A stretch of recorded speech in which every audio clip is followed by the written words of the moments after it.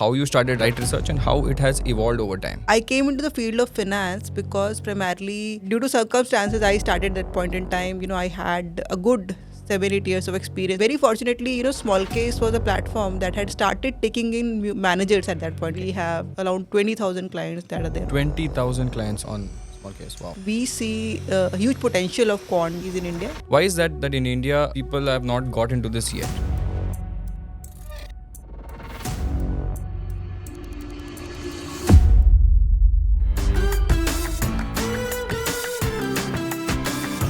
Hey guys, welcome to another episode of Connecting the Dots. And in today's episode, we have got the founder of Wright Research, Mrs. Sonam Srivastava.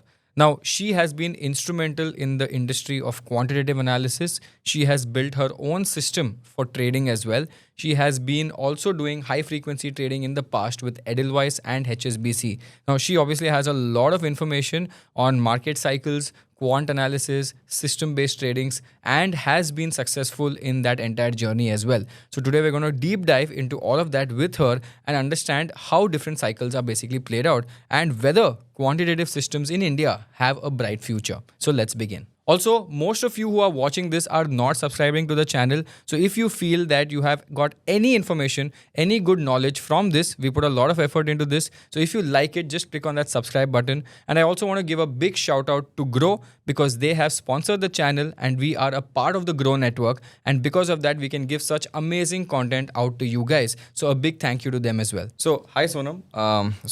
One thing is that I've been tracking you from a very long period of time because I remember during the 2021-2022 Wright Research, has been doing very, very well. And you came out with this quantitative momentum and I know your background also. Right. So it's very intense. So I know I've been tracking a lot and I've tried to understand what that was. I never understood. So today I want the audience to understand what is all of this, right? So first, if you could give a nice journey story of how you started Wright Research and how it has evolved over time. Definitely. So I would love to give that introduction. See, I came into the field of finance because primarily I was very interested in the quantitative aspect only, right? Yeah. So I graduated as an engineer from IIT Kanpur in 2010 and as a chemical engineer. Okay. Wow. Didn't like chemical engineering. And very fortunately for me in 2012, the first job that I got was in this similar sort of field. In the quant space, there was like maybe one company in Mumbai doing that. Okay. And I got an opportunity to work there. Wow. And from chemical engineering to quant. So it was very interesting for me. And, I've always worked in a quantitative field. I've worked in algos also, algo trading and quant.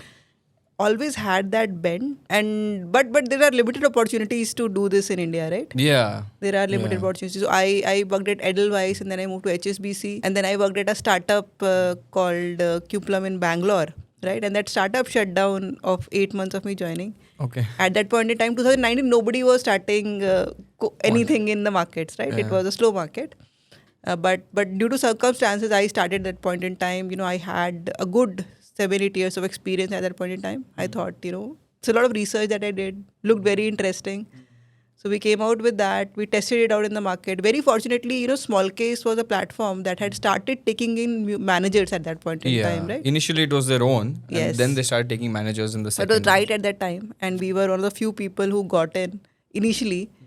And SmallCase also helped us grow quite a bit, right? So I was literally, I had 100 followers on Twitter. Wow. Right? I had no presence. I was like the person who would just sit and do their work. But then, we learned a lot through this journey, how to reach out to clients, we had these strategies that started working really well. So in quant, momentum as a factor works well. So we had a few strategies that followed that factor. We got a lot of attention. Initially, during the crash in 2020, our strategies did not correct as much as the market. So that got us attention. Okay. So a lot of interesting stuff happened around that point in time. Okay. And, we were able to build a very significant AUM on SmallCase in these. We've been with them for 6 years now. So I think our first SmallCase went live in August of 2019. So it's been 6 years with them. We have built a significant AUM with them. We have around 20,000 clients that are there. 20,000 clients on SmallCase. Wow. Right. We built some other, engagement partnerships with people on SmallCase, right? Then we started a PMS a couple of years back, because with PMS, what happens is that it's a regulated structure where your performance is tracked as per SEBI regulation. Yes. You get to, do the transactions on your own. You deal with larger pools of capital, right? So that was something that we started. It's also been going great, and our the whole idea is that we see a huge potential of quant, right? Systematic strategies in India.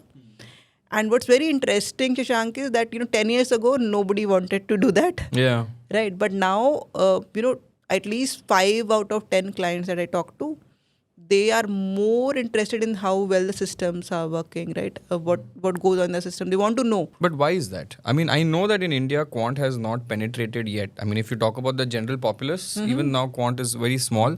But in US and Europe, there are big quantitative hedge funds, right? Why is that in India, people have not got into this yet? See, first thing is that the US market is massive in comparison to India, right? So obviously at that scale where, you have such a massive scale, you need systems to operate in the market, right? Indian market, if you actually look at it, has started the steep growth path in the last 10 years, right? Correct. It was significantly smaller back then. You would see a lot of IPOs have come in, the volume of stocks in the market has increased, that the amount of things that you can do in the market has increased. So I think as that trajectory is increasing, you're seeing that growth happen. Plus what I'm seeing, what we're seeing is a lot of people coming into the market in the last few years are coming from technical backgrounds or with exposure to technology. So they want, like they do with everything else, they want good systems to govern their investing also. But do you automate most of the trades as well? Or is it just a system that gives you the input, output, and then you decide what to do after that? Like just to understand from a very beginner standpoint. Right. So see, we try to stick to the system as close as we can. Right, but these are essentially long-term strategies that we offer, Yes. right? So I mean, you could hold a stock for months or years also, right? Correct. But it's not like that every day I'm buying and next day I'm selling the stock. We don't do that, right? So when you do that, the system throws out the trades and then we take it out to the market. We try to have minimal intervention in the middle. Got it. But we do like to see it's a subjective system, right? That is something that you have worked on based on your research. So right? there is your bias inside the system. Yeah. So we have built that system. So we do our checks and balances, right? Have we looked at everything before we execute that stock? Most of the time it sticks. But sometimes we'll go and talk to a few brokers or we'll look at some experts or analysts to get an understanding on what might be happening in that stock. But we stick with the system. I think that is why you do quant, right? Yeah. Because that, the market has, you can do so many things in the market, right? Correct. It's an open book. Following a system gives you a framework to participate in the market. And, throughout the 6 years, what I've seen, Shashank, is every time we deviate from the market, from the system, it doesn't work out for us. So I think that's. But isn't it hard like to completely trust a system and not have your input coming in? Because I know there's sometimes where you might be like, I know this is not good, this might not work out, or it might hit the stop loss and it might hit it also. But you knew it. But do you like try to shadowify with the system or do you just say that? See, we do see systems. So if you look at people who are building systems or quant models, you see a lot of them actually fail because inherently people have biases built into their systems, right? Many times they've trained on future data and then they have their excellent back test which doesn't work in the market, right? Or, they've overfit on the data and it doesn't work in the market. So you do have to do, I would assume 100 times you have to possibly go and check your system if everything is in place, which you have to do. And every time, the factors change, right? For example, a couple of years ago, buy a stock at the high. It would work. Right now, if you do it, you just fail. Right. So things change. So you have to keep on evaluating and seeing what can work. I also keep a lookout on new data, right? If any new type of data is coming. So, fundamental is one thing, technical is one thing. I look at estimates coming from brokers. I look at, even I've tried to incorporate sentiment coming from news and all that. It's not that powerful. But we try to keep on doing that, and as you bring in new data, you are reevaluating the systems also, right? So we keep on doing that. And Very yeah, but I interesting. think see, at the end of the day, you want to achieve that place where you are not tempted to, disturb the Disturb the system. system. Yes, that's Wow. the ideal thing that you want to. Got it. So I want to understand from your fund where you have different factors. So how do you screen companies? And if I'm a beginner, how do I understand this as well from a quant standpoint? Our philosophy is not different from anybody else. What I would say, but we follow a systematic approach. That's it, right? So, if you're looking at traditional or any trader, they're looking at a stock from the perspective of valuation, right? How good is the valuation, or they're looking at growth. What is the growth that the company is seeing? They are looking at size of the company. They are looking at volatility of the company. They're looking at the trend of the company. Sometimes they're looking at what the other analysts are saying. So even we are doing all the same things, Correct. right? We try to break down the stock using all of this using numbers, right? So we assign a number to all of these things, right? And we evaluate a stock from the lens of these numbers. And what you would see a typical analyst, they cover a particular stock, they would do a valuation and they would come out with a target.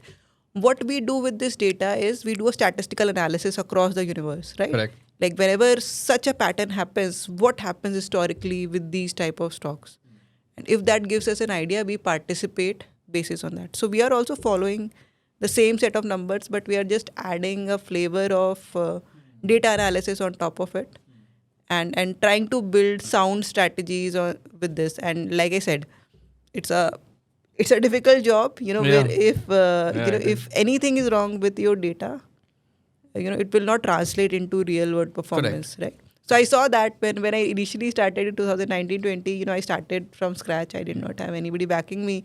I bought cheap data, and I think the company that I was buying data from in 2020, during the crisis, suddenly I saw my data is not working that well. I went and checked. I saw that, okay, there's some problem with my data only. So I had to change vendors in the middle of it. Now we have some very good vendors Clean, we are good able to data get. coming Yeah. in. Wow. Wow. I actually had read this in that Jim Simmons book as well. I think his biggest problem that was in 1990s Yeah, was yeah. to get good data, to clean it, took them hours and hours of time and then finally do it. I had one more question on the same lines.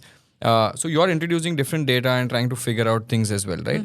Now, because the market is also evolving so fast, right? As you said, different factors work at different period of time. Is this system built for one factor, or is it a fluidic system where it also changes, or you have to manually change it? Okay, now momentum is not working, so we need another system for, let's say, value or fundamental, as you said. Does that work in theory? So we do incorporate all the multiple factors. We're always looking at multiple So it's a factors. blended system. It's a blended system. See, recently we've seen a correction happen, right, Yes. everywhere. And what happened was that, people looking at a fundamental analyst, they still say, okay, he looked at this company and it makes sense that they've invested. When they look at a quant system, they're like, oh, something went wrong with the quant system. That's why it's correcting. Okay. Everybody else is correcting, but people sort of think something's going wrong. And that sometimes, impacts you as a manager also. Because you doubt yourself as well with the system. Yeah. Obviously, right, when you Yeah. get so much pressure. So what we have done is, that obviously we're looking at multiple factors, but in this correction, what we have done is we've added multiple filters, right, that will help us identify the stocks not to invest, right? For example, anything which is very, very illiquid right now can be very impacted. For example, companies that are coming with great earnings, right, they are always the best things to invest Correct. into, right? And which is something that has been rewarded. But markets can change. So right now, in this season, what I'm seeing is company comes up with great earning, people just dump that And stock. stock is falling. It's going to break out and then coming back into the Yeah. zone So as well. see, things can evolve. But that's not And predictable at all, right? see, I think what you can do is looking at the market circumstance, make sure that you don't have very illiquid stocks. And Right. change your weights on what the factor should be. Yes. Okay. So obviously you have to be on a lookout of these things, and it's a constant reevaluation, right? So the strategy that I started with initially has obviously evolved quite a bit. It is following same set of factors, right? I would say, Yeah. but the definition of factors and all that has evolved. Weightage and quite a bit. definition is. Yeah.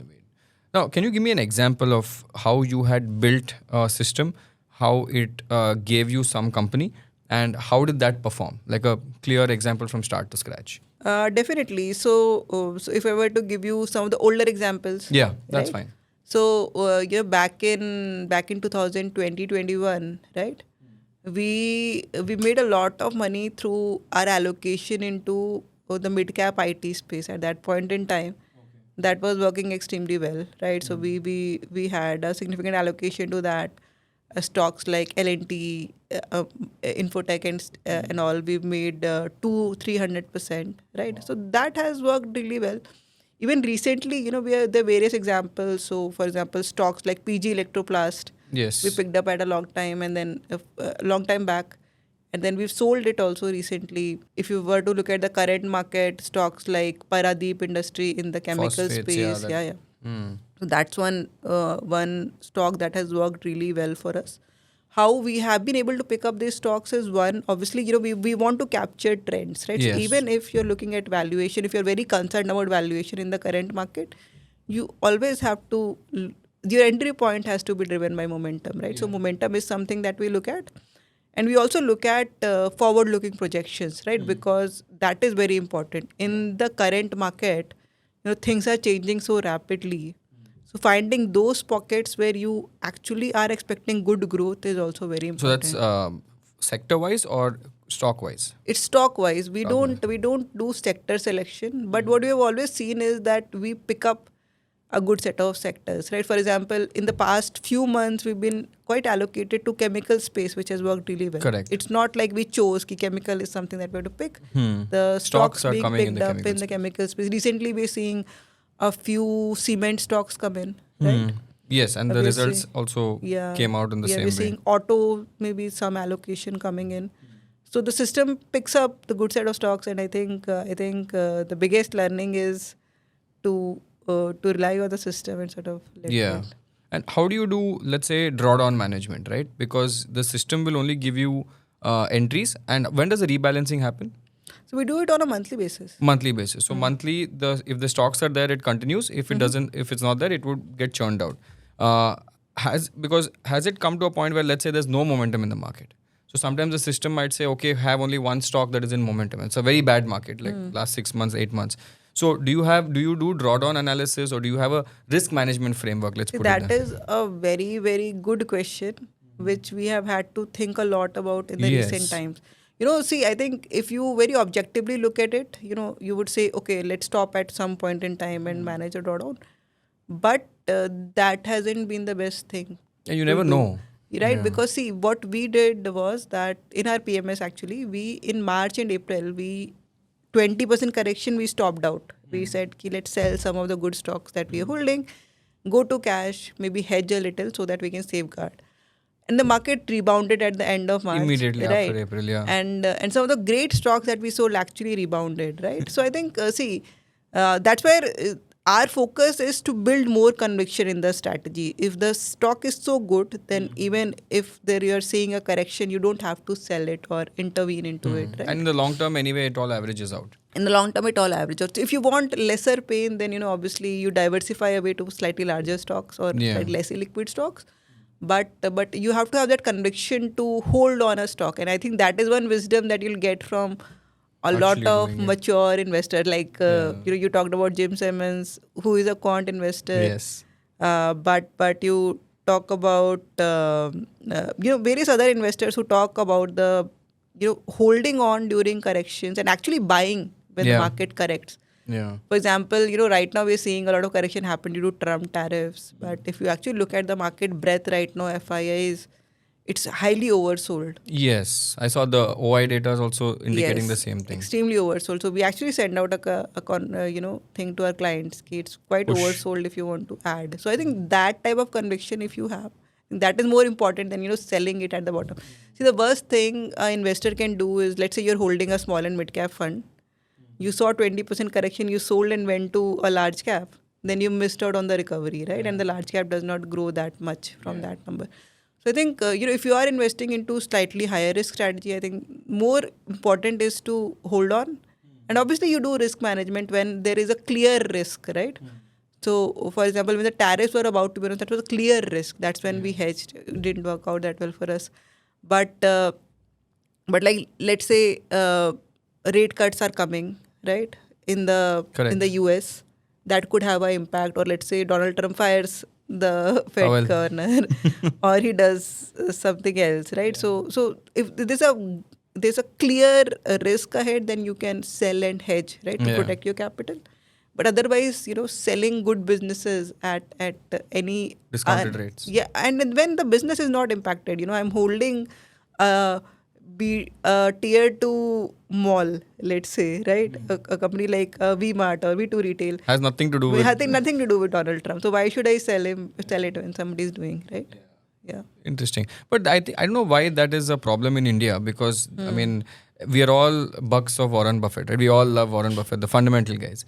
And he says very clearly that you should buy when it falls. It's common sense. But that common sense is where most of us also in India especially don't do that, because when it falls, people do get scared. And as you said, they sell and go to the other one, or they see 20% drawdowns and they're very worried.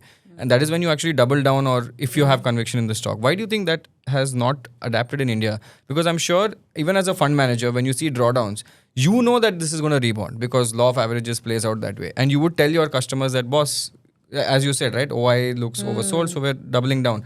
But why is that not happening, or is India getting mature as you feel? Yes, I think, that's just the function of investor maturity, right? So people who have been only there in the market for a small amount of time. Yeah. Plus, they've just made money on everything that they've traded, right? We've also made a lot of money on everything that we have invested. We're picked momentum, it works, right? Seems like great thing, but such situation is when your mindset gets tested, right? You cannot just take a ad hoc decision when the market is, and that's where your mindset would, and see, if you stick to your strategy and if you stick to your framework even during this correction, that's when you get that reward in the long term. Correct. So I think it's a learning for investors as well as a lot of fund managers who have come in new. So yeah, we've learned, like I said, I sold some stocks in March, right? Yeah. And so that was your biggest learning that you had. Yeah, that was a huge learning, right? Trust your system. The system. Wow, wonderful.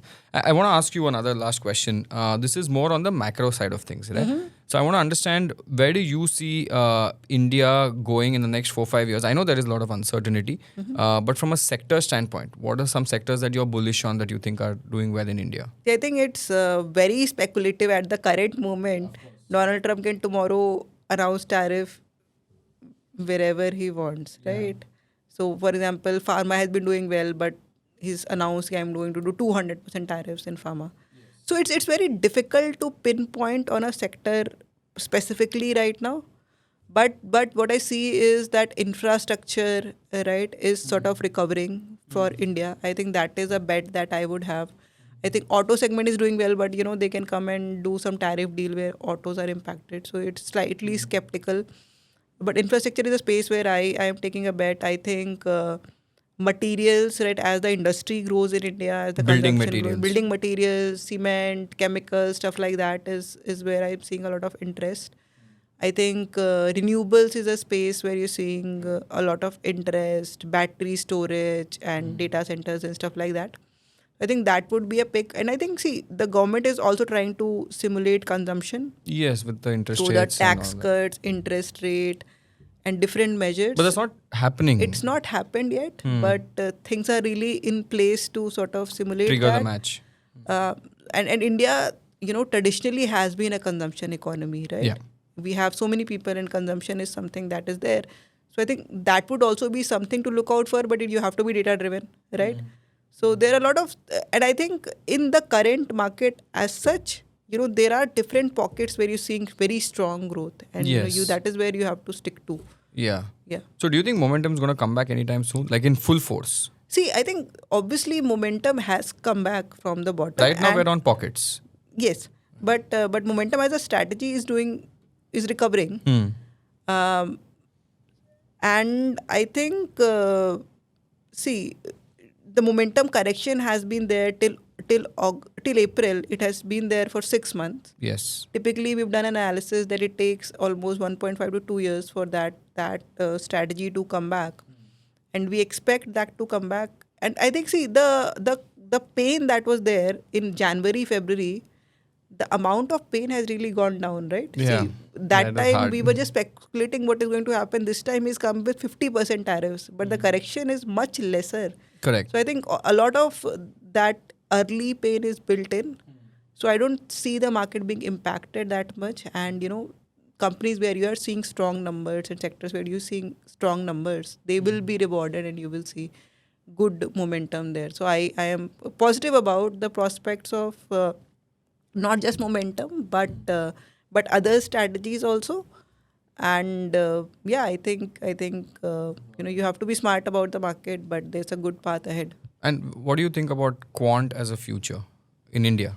Like the future of quant in India? See, I think quant does require, it will flourish in India because there's a need for it, right? Yeah. Indian market is growing so much, analysts cannot analyze 500 stocks, right? Not possible. Yes, systems will come into place. It's a very good momentum market right now. So obviously you need systems to operate in this market. So obviously quant will grow. There's a need of a lot of talent. I was Yeah. talking, there's a story that's published about Quant recently. I was talking to the person there, and this a lot of talent in this space just goes outside, right? Yeah, because the salaries are also insanely high there. And the people that you have working here, they will develop, right, their mindset with the market, I think. But yeah, what we see on the ground is, I've done a lot of analysis on my clients recently. We've had to talk to a lot of clients. And what I see, very realistically, 5 out of my 10 clients, they are, passionate about the quantitative process more than anything else. Right? Interesting. So that is really changing. And, with the help of AI and stuff like that, I think we're going to see, even if you look at the new fund launches and stuff like that, quant is now talked about in the industry. Yeah, I've seen a lot of momentum funds coming in from traditional fund houses as well. Yes. Yeah, so that's picking up now. That's picking up. So I think the language of the market will become more quant centric, right? If you look at global markets, people want to know what is your momentum exposure, what is your value exposure, right? That's the language that people talk to. I think Yeah. that will transform in India, and I hope we'll see some good quant strategies. Yeah, me too. change the perception. Yeah, wonderful. Awesome, Sonam. So I think that is it. Again, the whole idea of doing this was to understand the quant strategies, and because you have been in this space for almost 6 years, as you've said, and you've done a lot of research and a lot of analysis on this. And I strongly believe that in the future, mainly in India, I think quant will be very big going forward. Right now, we're a very fundamental heavy industry, and I know because I've seen data in US and even in India with respect to momentum as a factor. I've seen that over time, momentum has beat the index.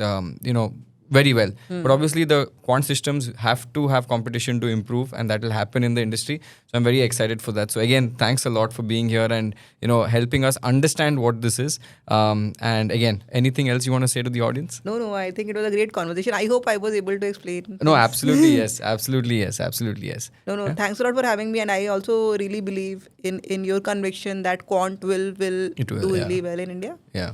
And I'm very excited to see that happen. Wonderful. Thank you. Yes. Thank you, Sonam. Thank you. So guys, I hope you enjoyed today's video, and I know it was awesome because we had a lot of information from different sources and different angles.